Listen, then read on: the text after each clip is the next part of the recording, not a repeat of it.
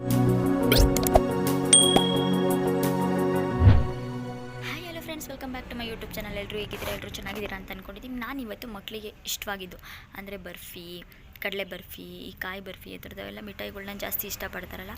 So ಅದಕ್ಕೋಸ್ಕರ ನಾನಿಲ್ಲಿ ಕಡಲೆ ಬರ್ಫಿನ ಮಾಡ್ಕೊಂಡು ಕೊಡೋಣ ಅಂತ ಹೇಳ್ಬಿಟ್ಟು ನಾನಿಲ್ಲಿ ಒಂದು ಬೌಲು ಕಡಲೆ ಬೀಜ, ಹಾಗೆ ಸ್ವಲ್ಪ ತುಪ್ಪ, ಒಂದು ಬೌಲು ಬೆಲ್ಲ ತೊಗೊಂಡಿದ್ದೀನಿ. ನಾನಿಲ್ಲಿ ಒಂದು ಬೌಲ್ ಫುಲ್ಲೂ ಕಡಲೆ ಬೀಜನ ಚೆನ್ನಾಗಿ ಫ್ರೈ ಮಾಡ್ಕೊಳ್ತಾ ಇದ್ದೀನಿ. ಅಂದರೆ ನಾವು ಚೆನ್ನಾಗಿ ಫ್ರೈ ಮಾಡ್ಕೋಬೇಕು. ಇದನ್ನು ಸ್ವಲ್ಪ ಲೈಟಾಗಿ ಫ್ರೈ ಮಾಡ್ಕೊಂಡ್ರೆ ಏನಾಗುತ್ತೆ, ಹಸುಕ್ಲು ಥರ ಆಗೋಗುತ್ತೆ. ಅದಕ್ಕೋಸ್ಕರ ಹಸಿ ಆ ಥರನ ಅದೇ ಥರನೇ ಇರುತ್ತೆ.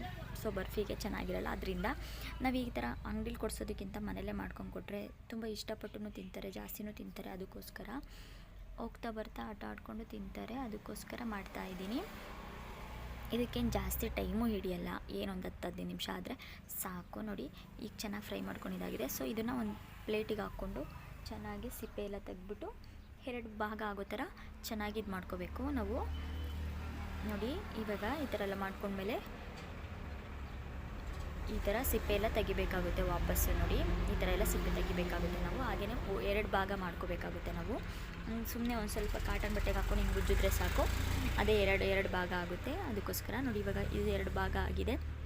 ನೋಡಿ ಎಷ್ಟು ಚೆನ್ನಾಗಾಗಿದೆ. ಈ ಥರ ಇರಬೇಕು, ಗಟ್ಟಿ ಇರಬಾರ್ದು, ಹಸುಕ್ಲು ಥರ ಏನೋ ಇದು ಮಾಡಬಾರ್ದು. ನೀಟಾಗಿ ಫ್ರೈ ಮಾಡ್ಕೋಬೇಕು. ಈಗ ಒಂದು ಬೌಲಿಗೆ ಸ್ವಲ್ಪ ಆಯಿಲ್ ಹಾಕ್ಕೊಂಡು ಹಾಗೆಯೇ ಒಂದು ಬೌಲ್ ಫುಲ್ಲು ಬೆಲ್ಲ ಹಾಕ್ಕೊಂಡು ಚೆನ್ನಾಗಿ ಫ್ರೈ ಮಾಡ್ಕೋಬೇಕಾಗುತ್ತೆ. ಪೇಸ್ಟ್ ಥರ ಆಗಬೇಕು ಬೆಲ್ಲ, ಅಲ್ಲಿವರೆಗೂ ಚೆನ್ನಾಗಿ ಫ್ರೈ ಮಾಡ್ಕೋಬೇಕಾಗುತ್ತೆ. ನೋಡಿ ಇದೇ ಥರ 1-2 ನಿಮಿಷ 3 ನಿಮಿಷ ಮಾಡಿಕೊಂಡ್ರೆ ಸಾಕು, ಆಟೋಮೆಟಿಕ್ ಅದೇ ಆಗೋಗುತ್ತೆ, ಕರಗುತ್ತೆ ಬೆಲ್ಲ ಫುಲ್ಲು. ನಾವು ಪುಡಿ ಮಾಡ್ಕೊಂಡೇ ಹಾಕಬೇಕಾಗುತ್ತೆ. ಸುಮ್ಮನೆ ದಪ್ಪ ಕೆಚ್ಬಿಟ್ಟು ಹಿಂಗೆ ಹಾಕ್ತೀವಿ ಅಂತಂದರೆ ಅದು ಬೇಗ ಆಗೋಲ್ಲ, ಟೈಮ್ ಹಿಡಿಯುತ್ತೆ. ಅದಕ್ಕೋಸ್ಕರ ನೋಡಿ ನಾನು ಇಲ್ಲಿ ಲೈಟಾಗೆ ಪುಡಿ ಮಾಡ್ಕೊಂಡು ಹಾಕ್ಕೊಂಡಿದ್ದೀನಿ ನಾನು. ನೋಡಿ ಸ್ವಲ್ಪ ಬಿಟ್ಕೊಳ್ತಾ ಇದೆ ಬೆಲ್ಲ. ನೋಡಿ ಈ ಥರ ಫ್ರೈ ಮಾಡ್ಕೋಬೇಕಾಗುತ್ತೆ ನಾವು. 1-2 ನಿಮಿಷ ಫ್ರೈ ಮಾಡಿಕೊಂಡ್ರೆ ಆಟೋಮೆಟಿಕ್ ಅದೇ ಆಗೋಗುತ್ತೆ. ಅದಕ್ಕೋಸ್ಕರ ನೋಡಿ ಇವಾಗ ಸ್ವಲ್ಪ ನೀರು ಹಾಕ್ಕೊಳ್ತಾ ಇದ್ದೀನಿ ನಾನು. ಫ್ರೈ ಎಲ್ಲ ಮಾಡ್ಕೊಂಡ್ಮೇಲೆ ಎಣ್ಣೆಯಲ್ಲಿ ಸ್ವಲ್ಪ ಫ್ರೈ ಮಾಡ್ಕೊಂಡ್ಮೇಲೆ ಬೆಲ್ಲನ ಸ್ವಲ್ಪ ನೀರು ಹಾಕ್ಕೊಂಡ್ರೆ ಅದೇ ಪೇಸ್ಟ್ ಆಗುತ್ತೆ. ಅದಕ್ಕೋಸ್ಕರ ನೋಡಿ ಇವಾಗ ಮಾಡ್ಕೊಳ್ತಾ ಇದ್ದೀನಿ. ಹಂಗೆ ಪೇಸ್ಟ್ 1-2 ನಿಮಿಷ ಹಿಂಗೆ ಫ್ರೈ ಮಾಡಿಕೊಂಡ್ರೆ ಪೇಸ್ಟ್ ಅದೇ ಆಗುತ್ತಾ ಇರುತ್ತೆ. ಕಾದು ನೋಡಿ ಈ ಥರ ಆಗುತ್ತೆ. ಕುದಿ ಬರ್ತಾ ಇರಬೇಕಾದ್ರೆ ಇನ್ನೂ 1-2 ನಿಮಿಷ ಚೆನ್ನಾಗಿ ಫ್ರೈ ಮಾಡ್ಕೊಳ್ಬೇಕು ನಾವು. ಫುಲ್ಲು ಕಲರ್ ಚೇಂಜ್ ಆಗಬೇಕು, ಅದು ಅಲ್ಲಿವರೆಗೂ ಫ್ರೈ ಮಾಡ್ಕೋಬೇಕಾಗುತ್ತೆ ನಾವು. ಬೆಲ್ಲನೂ ಹೆಲ್ತಿಗೂ ಒಳ್ಳೆಯದು, ಕಡಲೆ ಬೀಜನೂ ಅಷ್ಟೇ ಹೆಲ್ತಿಗೆ ತುಂಬ ಒಳ್ಳೆಯದು. ಈ ಥರ ಮಾಡಿಕೊಡೋದ್ರಿಂದ ಮಕ್ಕಳಿಗೂ ಇಷ್ಟ ಆಗುತ್ತೆ. ಹಾಗೆಯೇ ಸ್ವಲ್ಪ ಕಲರ್ ಚೇಂಜ್ ಆದಮೇಲೆ ನಾವು ಒಂದು ಸ್ವಲ್ಪ ತಣ್ಣೀರಿಗೆ ಹಾಕ್ಬಿಟ್ಟು ಒಂದು ಸ್ವಲ್ಪ ಬೆಲ್ಲದ ಪೇಸ್ಟ್ನ ಸ್ವಲ್ಪ ಹಾಕಿದ್ರೆ ಗಟ್ಟಿಯಾಗಿದೆಯಾ ಇಲ್ವಾ ಅಂತೇಳ್ಬಿಟ್ಟು ಗೊತ್ತಾಗುತ್ತೆ. ಫುಲ್ಲು ಗಟ್ಟಿ ಆಗಿಲ್ಲ ಅಂತಂದರೆ ಇನ್ನೊಂದು ಸ್ವಲ್ಪ 1-2 ನಿಮಿಷ 3 ನಿಮಿಷ ಫ್ರೈ ಮಾಡ್ಕೋಬೇಕಾಗುತ್ತೆ. ನೋಡಿ ಇದಾಗಿಲ್ಲ, ಇನ್ನೊಂದು ಸ್ವಲ್ಪ ಆಗಬೇಕು. ಗಟ್ಟಿ ಆಗಿದೆ, ಸ್ವಲ್ಪ ಲೈಟಾಗಿ ಆಗಿದೆ. ಅದಕ್ಕೋಸ್ಕರ ಇನ್ನು ಸ್ವಲ್ಪ ಚೆನ್ನಾಗಿ ಫ್ರೈ ಮಾಡ್ಕೊಳ್ಬೇಕು ನಾವು. ನೋಡಿ ಈ ಥರ ಚೆನ್ನಾಗಿ ಕಲರೆಲ್ಲ ಚೇಂಜ್ ಆಗುತ್ತೆ, ಇನ್ನು ಫುಲ್ಲು ಗಟ್ಟಿ ಆಗುತ್ತೆ. ಆವಾಗ ನಾವು ಆಗಿದೆ ಅಂತ ತಿಳ್ಕೊಂಡು ನಾವು ಆವಾಗ ಕಡಲೆ ಬೀಜನ ಹಾಕ್ಕೊಳ್ಬೇಕಾಗುತ್ತೆ. ನೋಡಿ ಇದು ಇವಾಗ ಆಗಿದೆ. ನೋಡಿ ಲೈಟಾಗಿ ಇವಾಗ ಕಡಲೆ ಬೀಜನ ನಿಧಾನಕ್ಕೆ ಹಾಕ್ಕೊಂಡು ಹಂಗೆ ಮಿಕ್ಸ್ ಮಾಡ್ಕೊಳ್ಬೇಕಾಗುತ್ತೆ ನಾವು. ನೋಡಿ ಹಾಕ್ಬಿಟ್ಟು ಚೆನ್ನಾಗಿ ಮಿಕ್ಸ್ ಮಾಡ್ಕೊಳ್ಬೇಕು. ಎಲ್ಲ ಕಡೆನೂ ಬೆಲ್ಲದ ಪೇಸ್ಟು ಹಿಡಿಬೇಕು ಕಡಲೆ ಬೀಜಕ್ಕೆ, ಅಲ್ಲಿವರೆಗೂ ಚೆನ್ನಾಗಿ ಫ್ರೈ ಮಾಡ್ಕೋಬೇಕಾಗುತ್ತೆ ನಾವು. ಏನಿದೆ ಕಡಲೆ ಬೀಜ ಹಾಕಿದ್ಮೇಲೆ 1-2 ನಿಮಿಷ ಹಿಂಗೆ ಫ್ರೈ ಮಾಡಿಕೊಂಡ್ರೆ ಸಾಕು. ನಾವು ಜಾಸ್ತಿ ಫ್ರೈ ಮಾಡ್ಕೊಳೋ ಅವಶ್ಯಕತೆ ಇರಲ್ಲ, ಏಕೆಂದರೆ ಕಡಲೆ ಬೀಜ ಆಲ್ರೆಡಿ ಫ್ರೈ ಆಗಿರೋದ್ರಿಂದ ಈ ಥರ ಫ್ರೈ ಮಾಡಿಕೊಂಡ್ರೆ ಸಾಕು, ಅದೇ ಫ್ರೈ ಆಗೋಗುತ್ತೆ. ಅದಕ್ಕೋಸ್ಕರ ಈ ಥರ ಮಾಡಿಕೊಡೋದ್ರಿಂದ ಮಕ್ಕಳಿಗೂ ಇಷ್ಟ ಆಗುತ್ತೆ. ಅಂಗಡೀಲಿ ಕೇಳಲ್ಲ, ಇಲ್ಲೇ ಮನೆಯಲ್ಲೇ ಮಾಡಿಕೊಡೋದ್ರಿಂದ ನಮಗೆ ಟೈಮು ಸೇವ್ ಆಗುತ್ತೆ.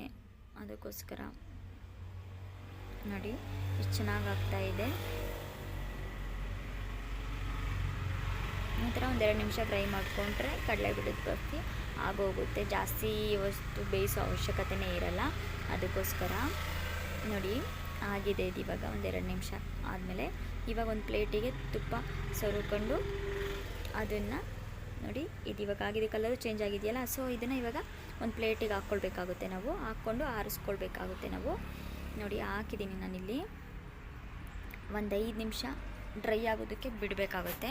ಡ್ರೈ ಆದಮೇಲೆ ಇದನ್ನು ಚಾಕು ತಗೊಂಡು ನೀಟಾಗಿ ಕಟ್ ಮಾಡ್ಕೊಳ್ಬೇಕಾಗುತ್ತೆ ನಾವು. ಅಂದರೆ ಸ್ವಲ್ಪ ಕಟ್ ಮಾಡಿಬಿಟ್ಟು ಮಾರ್ಕ್ ಮಾಡಿಬಿಟ್ಟು ಬಿಟ್ಬಿಟ್ಟು ಆಮೇಲೆ ಮುರ್ಕೊಳ್ಬೇಕಾಗುತ್ತೆ. ನಾವು ಇವಾಗಲೇ ಮುರಿತೀವಿ ಅಂತ ಹೋದರೆ ಅದು ಮುರಿಯೋಕ್ಕಾಗಲ್ಲ. ಅದಕ್ಕೋಸ್ಕರ 1-2 ನಿಮಿಷ 3 ನಿಮಿಷ ಬಿಟ್ಬಿಟ್ಟು ಆಮೇಲೆ ನಾವು ಮುರ್ಕೋಬೇಕಾಗುತ್ತೆ. ನೋಡಿ ಇವಾಗ ನಾನು ಮಾರ್ಕ್ ಮಾಡಿಬಿಟ್ಟಿದ್ದೀನಿ.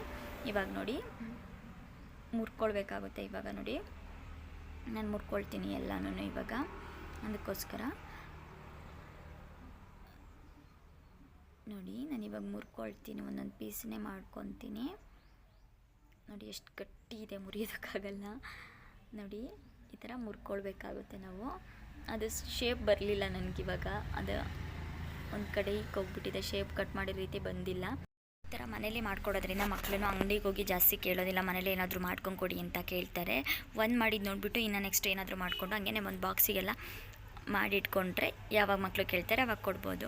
ಈ ರೆಸಿಪಿ ನಿಮಗೆ ಇಷ್ಟ ಆಗಿದ್ರೆ ಲೈಕ್ ಮಾಡಿ, ಶೇರ್ ಮಾಡಿ, ಕಮೆಂಟ್ ಮಾಡಿ. Thank you for watching. Please subscribe ಮಾಡಿ, ವಿಡಿಯೋನ ನೋಡಿ.